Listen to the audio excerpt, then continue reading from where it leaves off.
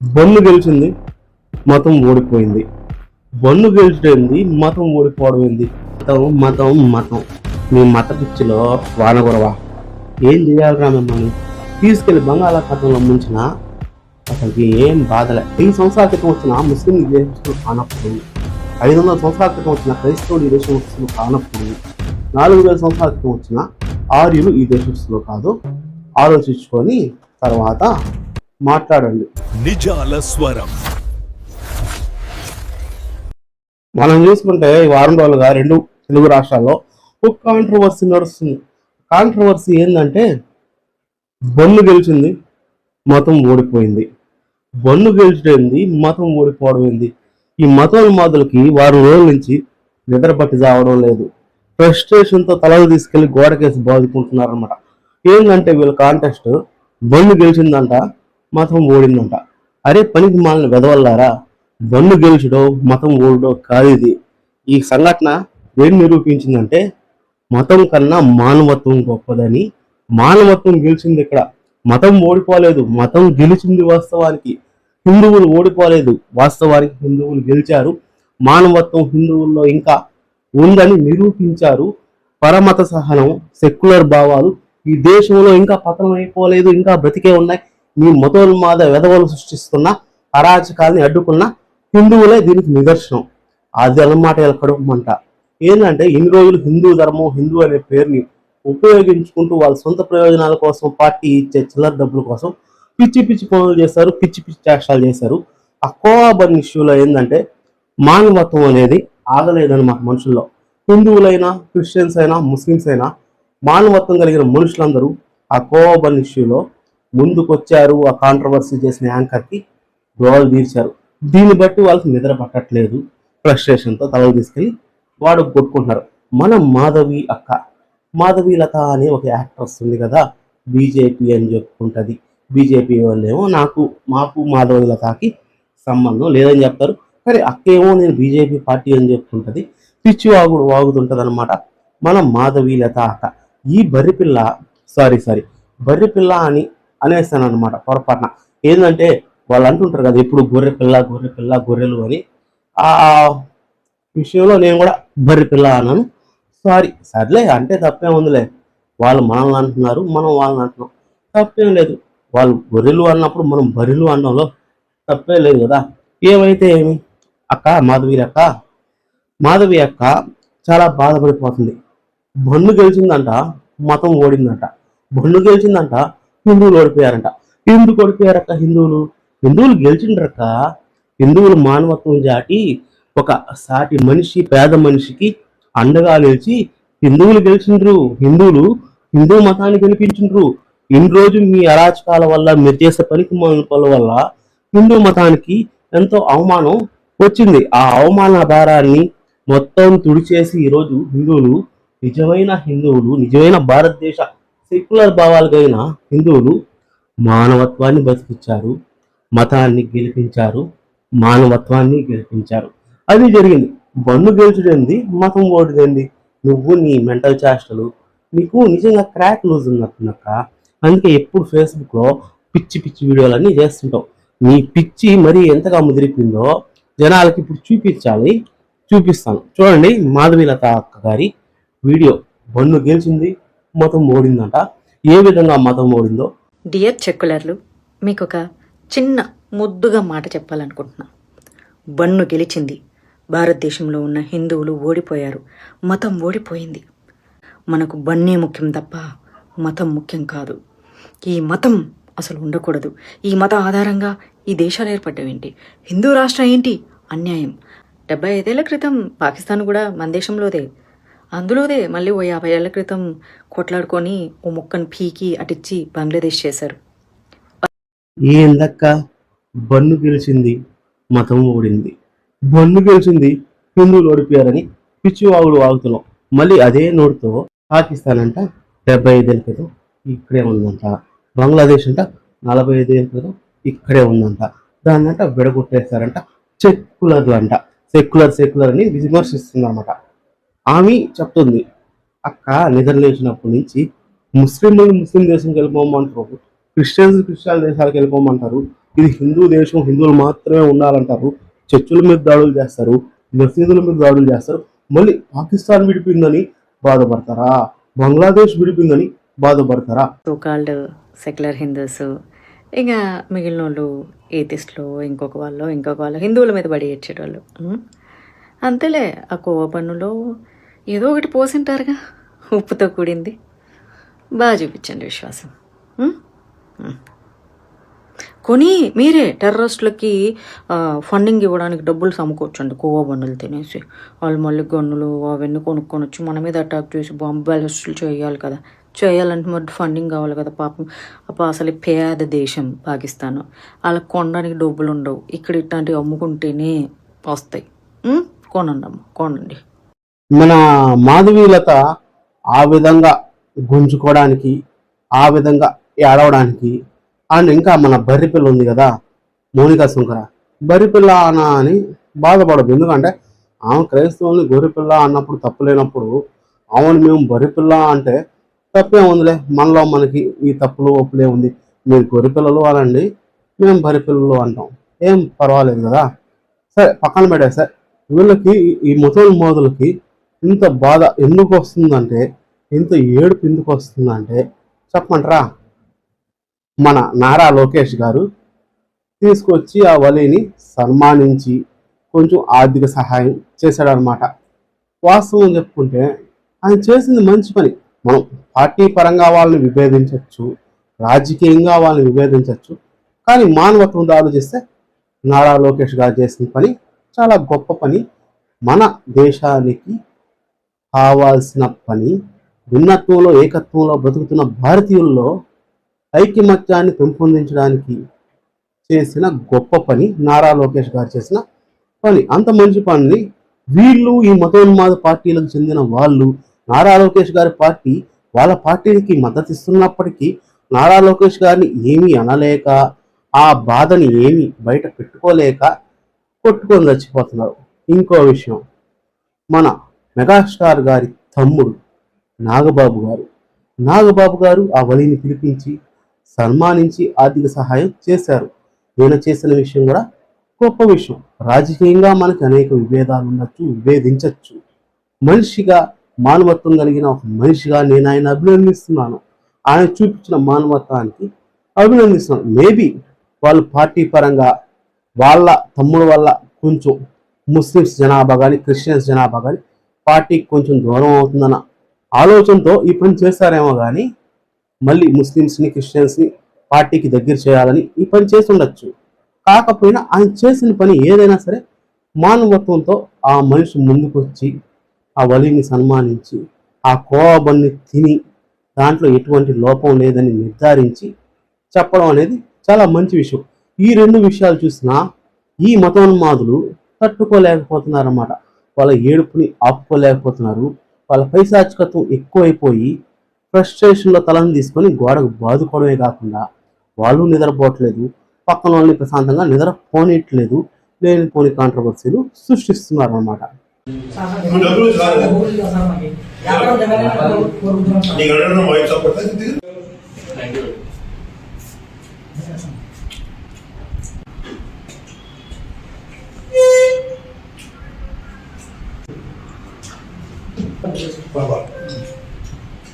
ఇట్లా ఎప్పుడు అదే ఫస్ట్ టైం జీవితంలో కొట్టి పాలక ప్యూర్ పాలక. వీళ్ళు చేసిన ఆ వికృత చర్యని, ఆ ఉన్మాదాన్ని ఎక్కువ సంఖ్యలో హిందువులే వ్యతిరేకించడం వల్ల వీళ్ళు ఆ విషయాన్ని ఇంకోవైపు తిప్పేందుకు, ప్రజల దృష్టి మళ్లించేందుకు ఆ వలి మీద టెర్రరిస్ట్ అనే ముద్ర వేస్తున్నారు. వాస్తవానికి వాళ్ళు వలి అనే అతను కొంతమంది సన్మానం చేశారనమాట అతనికి. ఆ సన్మానం చేసిన వ్యక్తులు ఒక సంస్థకు చెందిన వాళ్ళు. ఆ సంస్థని 2022లో బీజేపీ గవర్నమెంట్ బ్యాన్ చేసింది. టెర్రరిస్ట్తో డైరెక్ట్ లింకులు ఉన్నాయని ఆ సంస్థని బ్యాన్ చేసింది. కాబట్టి ఆ సంస్థ వలిని సన్మానించింది కాబట్టి వలిని సన్మానించి ఫోటోలు తీసింది అనమాట ఆ సంస్థ. కానీ అది ఇంతకు ముందే, ఈ కోవాబన్ ఇష్యూ జరగక ముందే వాళ్ళతో వలి ఫోటోలు తీసుకున్నారని ఒక దుష్ప్రచారం చేస్తున్నారు. వాస్తవానికి వలిని నారా లోకేష్ ఎలా సన్మానించారో, నాగబాబు గారు ఎలా సన్మానించారో, అలాగే ఆ సంస్థ కూడా వచ్చి సన్మానించింది. వాస్తవానికి వలీకి ఆ సంస్థ గురించి ఎటువంటి అవగాహన లేదు, దాన్ని బ్యాన్ చేసిన విషయం కూడా ఆయనకు తెలియదని ఆయన చెప్పాడు. అది వాస్తవం కూడా. ఎందుకంటే మనకి ఎన్ఐఏ అనేది ఒకటి ఉంటుంది, నేషనల్ ఇంటెలిజెన్స్ ఏజెన్సీ అని. అది అన్నిటినీ చూస్తుంది, అన్నిటినీ గమనిస్తుంది. వాళ్ళ దృష్టిలో ఏదైనా లోపం ఉందనిపిస్తే వాళ్ళు ఖచ్చితంగా చర్యలు తీసుకుంటారు. అనవసరమైన రాద్ధాంతాలు మీరు చేయడం తప్పితే వలీకి ఆ సంస్థకి ఎటువంటి సంబంధం లేదని నిరూపణ జరిగిపోయింది, నిరూపించారు కూడా. అది కన్ఫామ్ చేసుకున్నాకే నాగబాబు గారు వచ్చి సన్మానించారు, మన నారా లోకేష్ గారు వచ్చి సన్మానించారు. అంత తెలివి తక్కువగా వాళ్ళు ఒక వ్యక్తిని సన్మానించి దండేసి ఆర్థిక సహాయం చేయరనమాట. ఆయన్ని వీళ్ళు ఎలా సన్మానించారో ఆ సంస్థ పెద్దలు కూడా వచ్చి సన్మానించారు. అలాగే చాలా మంది ఆయన్ని సన్మానించారు. వాస్తవానికి మనం తెలంగాణ శామ్ ఉన్నారు కదా, ఆ తెలంగాణ శామ్ కూడా వలీని సన్మానించాడు అనమాట, వలీని మెచ్చుకున్నాడు అనమాట. అందుకు మెచ్చుకున్నందుకు తెలంగాణ శామ్ వాళ్ళ నాన్న కాండం వాడుండాల్సింది, కాండం వాడుంటే ఈడు పుట్టేవాడు కాదు అని చెప్పి ఒక మతోన్మాద విధవ పోస్ట్ పెట్టినాడు. ఇంకా ఆ పోస్టులు చూస్తే భయం వేసిపోతుంది. ఇంత మతోన్మాదం మన దేశంలో, మన భారతీయులు, మన సహచరులకి ఉందా? ఈ మతోన్మాదులకు ఛాన్స్ వస్తే నిజంగా క్రైస్తవులు ఈ దేశంలో బతికేందుకు ఛాన్స్ ఉంటుందా? ముస్లింలు ఈ దేశంలో బతికేందుకు ఛాన్స్ ఉంటుందా? ఎందుకంటే 150 కోట్ల పైగా ఉన్న భారతీయ జనాభాలో 100 కోట్ల మంది హిందువులే ఉన్నారు. ఈ మతోన్మాదులను ఇలానే వదిలేస్తే, అందరు హిందువుల్ని మతోన్మాదులుగా మార్చేస్తే, తక్కువ శాతం ఉన్న క్రైస్తవ జనాభా కానీ, తక్కువ శాతం ఉన్న బుద్ధిస్ట్ జనాభా కానీ, తక్కువ శాతం ఉన్న అంతలో కొంత ఎక్కువ శాతమే ముస్లిం జనాభా అయినా వీళ్ళని తట్టుకోలేరు. సో భారతీయులు భారతీయులు సెక్యులర్ భావాలు కలిగి బ్రతకాలి. అందుకే రాజ్యాంగం సెక్యులర్ భావాన్ని పెద్ద పీటేస్తుంది మన భారత రాజ్యాంగంలో. అది ఆలోచించాలి. ఎందుకంటే ఈ దేశంలో పుట్టి ఈ దేశంలో బ్రతుకుతున్న ఏ పౌరుడికైనా ఏ మతాన్నైనా స్వీకరించే హక్కు ఉంది. మతం అనేది ఒక జీవన విధానం, కేవలం జీవన విధానం మాత్రమే. మతం అనేది వాళ్ళ వ్యక్తిగత అభిప్రాయాలను బట్టి, వాళ్ళ వ్యక్తిగత అభిరుచులను బట్టి, వాళ్ళ వ్యక్తిగత ఆలోచనలను బట్టి స్వీకరిస్తారు. వాళ్ళు హిందువులుగా పుట్టుండొచ్చు, క్రైస్తవులుగా పుట్టుండొచ్చు, ముస్లింలుగా పుట్టుండొచ్చు. వాళ్ళు పెరిగిన వాతావరణాన్ని బట్టి, వాళ్ళ వ్యక్తిగత ఇష్టాలను బట్టి, వాళ్ళ వ్యక్తిగత అభిరుచులను బట్టి, వాళ్ళ వ్యక్తిగత ఆలోచనలను బట్టి మతాన్ని స్వీకరిస్తారు. మతం అనేది ఒక జీవన విధానం మాత్రమే. ఆ జీవన విధానాన్ని ఎవరైనా పాటించవచ్చు, ఏ మతాన్నైనా స్వీకరించవచ్చు. ఎందుకంటే హిందువులకు ఒక జీవన విధానం ఉంటుంది, క్రైస్తవులకు ఒక జీవన విధానం ఉంటుంది, ముస్లింలకు ఒక జీవన విధానం ఉంటుంది. ఆ జీవన విధానాన్ని అనుసరించడమే మతం. ఒకరి జీవన విధానాన్ని, ఒకరి అభిరుచుల్ని, ఒకరి మతాన్ని ఒకరు గౌరవించుకుంటే సాల్వ్ అయిపోయి చిన్న ఇష్యూకి ఇన్ని గొడవలు చేసుకుంటూ, మత కల్లోలాలు సృష్టించుకుంటూ ప్రశాంతమైన భారతదేశాన్ని పాడు చేయొద్దు. దయచేసి మాధవీలత లాంటి కొంతమంది ఉన్మాదులు, మౌనికా శంకర లాంటి కొంతమంది బర్రి పిల్లలు దయచేసి. ఎవడో ఇంగ్లాండ్ వాడు వచ్చి మన భారతదేశాన్ని దోచుకొని పోతే ఇక్కడున్న క్రైస్తవులు ఏం చేస్తారు చెప్పండి? మీరు ఆలోచించాలి. భారతదేశంలో పుట్టిన, భారతదేశంలో పెరిగిన, భారతదేశంలోనే బ్రతుకుతున్న క్రైస్తవులైనా, ముస్లింలైనా, హిందువులైనా భారతీయులే. అందుకే కదా భారతదేశంలో పుట్టిన క్రైస్తవులకి ఆధార్ కార్డు ఇస్తున్నారు, ఓటర్ కార్డు ఇస్తారు. మీరు ఆధార్ కార్డు రద్దు చేసి, ఓటర్ కార్డు రద్దు చేసి మీరు దేశస్తులు కాదు అని ప్రకటించండి, ఓకేనా? అప్పుడు మాట్లాడేదాన్ని మీకు హక్కు ఉంటుంది. మీకున్నట్టే మాకు ఆధార్ కార్డులు ఉన్నాయి, మీకున్నట్టే మాకు ఓటర్ కార్డులు ఉన్నాయి, మీకున్నట్టే మాకు అన్ని రకాల గుర్తింపు కార్డులు ఉన్నాయి, మీకున్నట్టే మాకు ఇంటి పట్టాలు ఉన్నాయి, ఇల్లు ఉన్నాయి, స్థిర నివాసం ఏర్పరచుకొని మేం కాదు, మా తాతలు ఇక్కడే బతికిండ్రు, మా ముత్తాతలు ఇక్కడే బతికిండ్రు, మా తాతలు ఇక్కడే తెచ్చిండ్రు, మా ముత్తాతలు ఇక్కడే తెచ్చిండ్రు, మేము ఇక్కడే పుట్టాం, ఇక్కడే బ్రతుకుతాం, ఇక్కడే పోతాం, ఈ దేశం నుంచి వెళ్ళిపోండి అనే హక్కు మీకు లేదు. ఒకవేళ మీరు అలా అనాలనుకుంటే ముందు మీరు ఎక్కడి నుంచి వచ్చారో అది ఆలోచించి అప్పుడు మాట్లాడండి. ఏ రకంగా మాట్లాడుతా ఉన్నారు? ఎవడు అడిగేటోడు లేడు, ఏ ఒక్క అధికారి అడిగేటోడు లేడు. ఇట్లా అడగతలేరు కాబట్టి ఈ రకంగా మాట్లాడుతా ఉన్నారు. ఎంత దౌర్జన్యంగా మాట్లాడుతా ఉన్నారని మీరు చూడొచ్చు.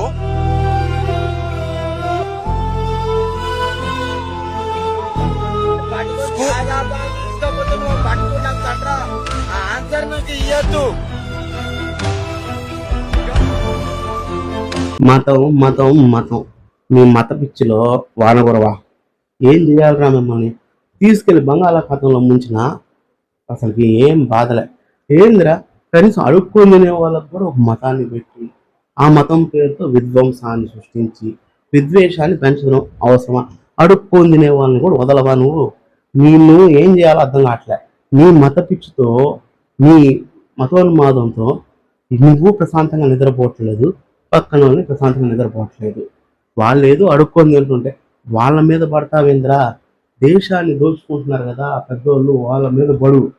కొన్ని వేల కోట్లు రుణం తీసుకొని విదేశాలకు పారిపోయింది కదా, ఆయన మీద బడు. లేదా మన అడవుల్ని వేల ఎకరాలు నరికేస్తున్నాడు కదా, మన దేశ అడవులన్నిటినీ ఒక పెద్ద ఆయన చేతి కట్టబెట్టారు కదా, ఆయన మీద బడు. అది మానేసి ఏం మనులు రాయి అడుక్కొని తినే వాడి మీద పడుతున్నావు. మళ్ళీ దానికి దేశ రక్షణ, ధర్మరక్షణ, దేశభక్తి అని ఒక పనికి మాలిన పేర్లు పెట్టుకొని పనికి మాలిన పనులు చేస్తుంటారు అన్నమాట. ఏం మనుషులు రా మీరు? మనం కొనే రూపాయి చాక్లెట్లకి 20 పైసలు ట్యాక్స్ పడుతుంది. ముందు వాటి గురించి మాట్లాడు. మనం కొనే ఒక రూపాయి చాక్లెట్ దాని విలువ రూపాయి అయితే దాని మీద 20 పైసలు ట్యాక్స్ పడుతుంది మనకి. దాని గురించి మాట్లాడండిరా. ఏమన్నా అంటే ఇండియా జీడిపిలో 4th ప్లేస్లో ఉంది. ఇండియా పేద దేశం అన్నది ఎవడ్రా అని గింజుకున్నారు కదా. అసలు జీడిపికి దేశంలోని పేదరికానికి సంబంధం ఉందో లేదో మీకు అసలు ఏమన్నా తెలుసు అంటారా? కొంచెమైనా జీడిపి గురించి అవగాహన ఉందా? జీడిపి అంటే గ్రాస్ డొమెస్టిక్ ప్రోడక్ట్. అంటే ఏంటంటే ఒక సంవత్సరంలో మన దేశంలో ఉత్పత్తి అయిన ప్రోడక్ట్స్ అవి ఏ విధంగా అమ్ముడుపోయాయి, మనకి ఏ విధంగా లాభాలు వచ్చాయి, గవర్నమెంట్కి ఎంత ట్యాక్స్ వచ్చాయన్న దాని మీద జీడిపి క్యాలిక్యులేట్ అవుతుంది. కానీ జీడిపికి పేదరికానికి సంబంధం లేదురా, పనికి మాలిన బెదవల్లారా. జీడిపికి పేదరికానికి ఎప్పుడు సంబంధం ఉంటుందంటే జీడిపి గ్రోత్ పెరిగినప్పుడు, గవర్నమెంట్కి వచ్చిన ఆదాయం ప్రజలకు ఉపయోగించబడినప్పుడు, సంక్షేమానికి ఉపయోగించబడినప్పుడు, డెవలప్మెంట్కి ఉపయోగించబడినప్పుడు మన పూర్నెస్ అనేది తగ్గుతుంది. దేశంలో కొంచెం అభివృద్ధి అనేది జరుగుతుంది. వాళ్ళు వచ్చిన ఆదాయాన్ని అంతా వాళ్ళే మింగేస్తుంటే దేశం ఎట్టా పేదరికంలో నుంచి బయటపడుతుంది. జీడిపికి పేదరికానికి తేడా తెలియని బెదవల్లారా. ముందు అడుక్కొని తినే వాళ్ళ మీద, బండ్లు అమ్ముకునే వాళ్ళ మీద పడడం మానేసి మీకు అంత దమ్ము ధైర్యం ఉంటే, అంత కలేజా ఉంటే పెద్దోళ్ళ మీద పడండి. ఓకేనా? పెద్దోళ్ళ మీద పడి వాళ్ళు చేస్తున్న ఆకృత్యాలు ఆపండి. మన పర్యావరణాన్ని కాపాడండి, మన దేశాన్ని కాపాడండి, ఈ ప్రపంచాన్ని కాపాడండి. అది మానేసి వీళ్ళ మీద పడడం ఆపేయండి. కల్తీ గురించి మాట్లాడాలంటే ప్రతి దాని గురించి మాట్లాడచ్చు. మనం ఈరోజు తాగుతున్న పాలైనా, మనం తింటున్న అన్నమైనా ప్రతిదీ కల్తీయే. మనం పీలుస్తున్న గాలి కూడా కల్తీగా మారిపోయింది. ఇప్పుడు చూసుకుంటే నగరాల్లో ఒక్క చెట్టు ఉండలేదు. ఆ చెట్లు ఎవరు నరికేశారు చెప్పండి సార్? నగరాలంటే పక్కన పెట్టేస్తే పల్లెటూరులో ఉన్న చెట్లు ఎవరు నరికేస్తున్నారు? ఆ టింబర్ అంతా ఎటు పోతుంది, ఎక్కడికి యూజ్ అవుతుంది? దాని గురించి మాట్లాడే దమ్ము మీకుందా? అరణ్యాలు, పెద్ద పెద్ద అడవులు, మన భారతదేశం అడవులకి ప్రసిద్ధి. అటువంటి భారతదేశంలో అడవులు వేల ఎకరాలు నరికేస్తున్నారు. నువ్వు మాధవీలత నీలాంటి వాళ్ళు అలాంటి విషయాల మీద స్పందించాలి. ఎందుకంటే మాలాంటి చిన్న వాళ్ళు స్పందిస్తే ఏం జరగదు, ఇంకా మాకే నష్టం జరుగుతుంది. కానీ మీలాంటి పెద్దవాళ్ళు ప్రశ్నిస్తే దాని మీద కొంచెం ఎఫెక్ట్ ఉంటుంది. అదనమాట. ఆలోచించండి. కల్తీ అనేది ప్రతి చోట జరుగుతుంది మేడం.